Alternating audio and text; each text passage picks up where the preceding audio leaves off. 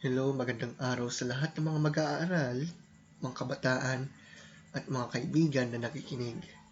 Well, I'm sorry kung naging abala ako sa mga activities sa buong week, kaya hindi po ako nakapag-upload ng mga video lessons. However, we're going to continue at yamang kahit mukhang alam ko tapos na yata yung fourth quarter, but it does not mean na hindi tayo makapagbahagi ng learning. Lord willing, this week or next week, we'll go on to proceed to the fourth quarter discussions. So yun, we'll go to focus on our last video for the third quarter period. Ito ay sa ESP 8 kung saan tinatalakay ang pagsunod at paggalang sa mga magulang, nakatatanda at may mga otoridad. Let's point out this way. Alam nating lahat na ito ay pirming kinakailangan, especially when it comes on how to gain respect, right? So, simulan natin. May papakita mo ang paggalang at pagsunod sa iyong mga magulang, nakatatanda at may otoridad kung kinikilala mo ang kanilang halaga. Dahil dito, kinikilala at pinahalagahan mo ang kanilang tungkulin na hubugin, subaybayan, at paunlarin ang iyong magagandang ugali at mga pagpapahalaga. Mapagtitibay mo ang birtud na ito sa pamamagitan ng pagpapakita ng pagmamahal, pananagutan, at pagkilala sa kanila bilang biyaya ng mailalang. May isa sa buhay natin ang paggalang na ginagabayan ng katarungan at pagmamahal sa pamamagitan ng mga mungkahi na naibigay ni David Isaacs sa kanyang aklat na character building. Alam nyo kasi, let me point out this way. Tunay nga na yung paggalang, nagigain din ng paggalang. Sabi nga nila, tinagalog ko pa nga respect begets respect. Lalo na pagdating sa paggalang at pagrespeto sa mga parents natin, napakahalaga talaga na pahalagahan yung ginagawa ng mga parents natin. Kaya biological parent man yan, kaya sa mga masasabi natin na mga adapt. Kasi halimbawa kung sa mga inampon, kung tutusin, siyempre meron silang mga kinikilalang mga magulang din naman. So, kahit paano, we must have to respect them. We must have to respect those parents that we have. Kasi, malaking bagay yun, lalo na sa paghubog ng pagkatao ng isang tao. So, ano daw yung mga mungkahi na tinutukoy ni David Isaacs? Una, panatilihin ang pagkakaunawaan, bukas na komunikasyon, at pagkilala sa halaga ng pamilya at ng lipunang kinamimilangan. We know that na tayo po ay hindi solitary beings. Mga social beings tayo. Kaya panatilihin yung understanding. Dapat merong, actually, self-explanatory na ito kung tutusin. Kumbaga, hindi dapat sarado yung communication sa bawat isa. Pangalawa, kilalanin ang kakayahan ng bawat tao na matuto, umunlad at magwasto ng kanilang pagkakamali. All of us committed mistakes in life. That's why we need to learn more and more and more.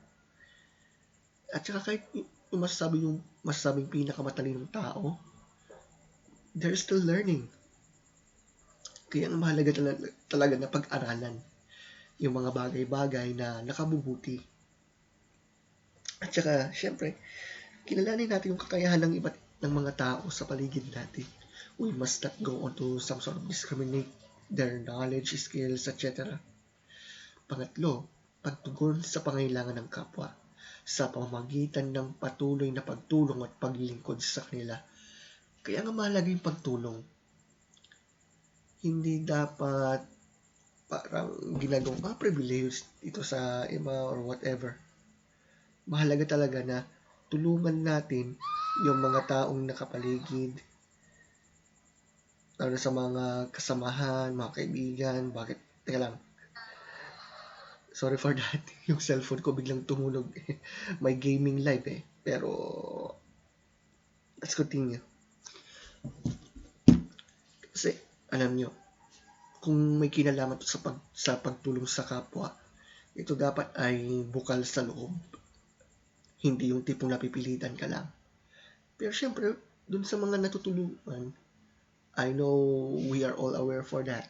Huwag tayong mang-abuso sa kabaitan ng mga tao na tumutulong sa atin. Anyway, laging isaalang-alang ang damdamin ng kapwa sa pamamagitan ng maayos at marapat na pagsasalita at pagkilos. Kaya nga, respect begets respect eh.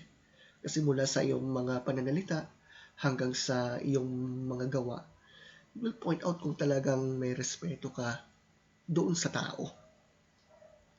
Panghuli, isaalang-alang ang pagiging bukod tangi ng bawat tao. How? Sa pamamagitan ng pagpapakita ng angkop na paraan ng paggalang. Kasi alam nyo, bawat tao ay mayroong rights naman to be respected. Whoever they are, whatever they thinking of, whatever they do. Ngayon, concerning love, doon kasi papasok yung pag-ibig sa kapwa Siyempre, kinakailangan naman na ito ay sang-ayon sa kabutihan. Hindi yung tipong, tawag dito, hindi yung tipong dahil ba sa mahal mo, okay lang na i-tolerate yung mali. Hindi naman. Pang-anim, suriing mabuti ang kalagayan o sitwasyon ng kapwa upang makapagbigay ng angkop na tulong bilang pagtugon sa kanilang pangangailangan. Hanggat maaari, makipagtulungan sa mga institusyon na maaaring makatulong sa kanila. Sa madaling sabi, magsuri. Lalo na pagka ang issue dito, tutulong ka. Siguraduhin na tama yun. Diba? At saka dapat, malinis yung intention at the end of the day. Bukod dyan, wala namang masama kung makipagtulungan sa mga institutions na ang layunin ay maglaan, magbigay ng tulong doon sa mga taong talagang nangangailangan. Bilang bahagi ng katarungan, ibigay sa kapwa ang nararapat sa kanya at ang nararapat ay ang paggalang sa kanyang dignidad. All of us had dignity in their hearts, in their minds, in their personality. We must be thoughtful for that. Maging makatarungan for short. Sa pakipag-usap sa kapwa, iwasan ang madali ang panghusga at pagbibitiw ng masasakit na salita. Mahalaga ang aktibong pakikinig at pag-iwas sa anumang uri ng diskriminasyon. Whatever the discrimination that it has, we must have to make sure na hindi tayo magiging stumbling block o katitisuran. Why did I mention it? Kasi sa mga nangyayari ngayon ang daming mga what we call mga discriminations ba? But as humans who believe that we were all created in the image of God, mahalaga na gumamit tayo ng mga pananalita na makatulong sa kanila how to do the right thing. With love, not because ayoko sa kanya, ganyan. No. Kasi, alam nyo, mahirap kasi na bigla-bigla kang humatol, pero hindi mo pa kilala yung tao. Kaya mabuting siyasatin muna before anything else. And then, huwag magmura. Also, laging isaisip ang kahalagahan ng tunay na paglingkod sa kapwa na may kalakip na pagmamahal at pagpapatawad. Well, it's important to point out this way. Kasi, ang pagpapatawad talaga napakahalaga. Lalo na sa ngayon. Hindi dapat umiral yung hatred dyan, mga kapatid. Kumbaga, we must be humble. We must humble ourselves at the end of the day.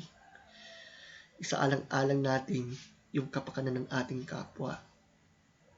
Kung nakagawa ka man ng mali dun sa kapwa mo, humingi ka ng tawad. Kung ikaw yung ginawa ng mali, tapos sabi siya ng pagpapatawad sa'yo, then huwag yung tipong kung yung gaganti ka or what. Sabi nga, di ba sabi nga ng Lord, love your fellow man, love your neighbor as you love yourself. Isa yun sa point to prove na talagang love mo yung kapwa mo is forgiveness. So now, sa mga kabataang nakikinig, inaasahan na magiging mabuting halimbawa ka sa lahat ng aspects ng iyong pamumuhay. Listen to this, lalo sa mga kabataang nakikinig. Kung ikaw ay kinakitaan ng iyong kapwa ng pagiging magalang at masunurin, hindi mahirap para sa iyo ang makaranas ng paggalang mula sa iyong kapwa. Sa pag-iingat mo sa iyong karangalan sa pamamagitan ng patuloy na paggawa ng mabuti at pag-iwas sa paggawa ng masama, ang paggalang ng iba sa iyo ay mararanasan din at ipagkakalob ito sa iyo ng may kusa at may lakip na pagmamahal. Kaya nga respect begets respect. Sa mga kabataan nakikinig, you must have to make sure na hindi ka katitisuran ng iyong kapwa, ng iyong pamilya, at kahit yung mga nasa may otoridad. Kaya sabi nga ni Dr. Rizal, ang kabataan ng pag-asa ng bayan. Ang magandang layunin ng magulang na katatandaan na sa may kapangyarihan sa pagpapairal ng mga patakaran na kalulungkot, nababaliwala, lalo na sa kasalukuyan. Kung hindi naman marunong sumunod at gumalang ang isang tao na pinaglalaanan ng mga patakaran ito, pakatandaan natin na ang pagsunod at paggalang sa otoridad ay hindi lamang dahil sa kanilang posisyon o sa kanilang gulang. Hindi mo rin dapat gawin ito sa takot sa kanila. Mga parents, maging ang iba pang nasa may kapangyarihan, we must have to follow and obey as a sign of love to them. Kasi halimbawa na lang sa sitwasyon na pinagdadaanan natin like COVID-19 for example, hindi ba mahalaga na nandoon pa rin yung respeto sa mga authorities natin? Lagi yung pinapaalalahanan na hanggat maaari, kung wala ka namang pupuntahan, stay ka lang sa bahay. Kung may pupuntahan ka, siguraduhin mo naka-face mask at face shield ka. Hanggat maaari, dumistansya ka ng mga ilang metro dun sa tao. At kung talagang love mo talaga yung kapwa, if you truly respect your parents, if you truly respect the authorities behind it, lalo na nakabubuti naman to sa iyo, then follow it. Kasi dun may papakita talaga yung tinatawag na paggalang at the end of the day. Lastly, ang pagsunod at paggalang sa otoridad ng magulang ay makapagbibigay ng kasiyahan sa mga magulang. Maliban dito, may mabubuting bagay na naidudulot sa anak ang pagsunod at paggalang sa magulang at sa kanilang otoridad. Guys, it's very important for all of us na may reflect sa sarili natin. Magulang ka man o ikaw ay anak.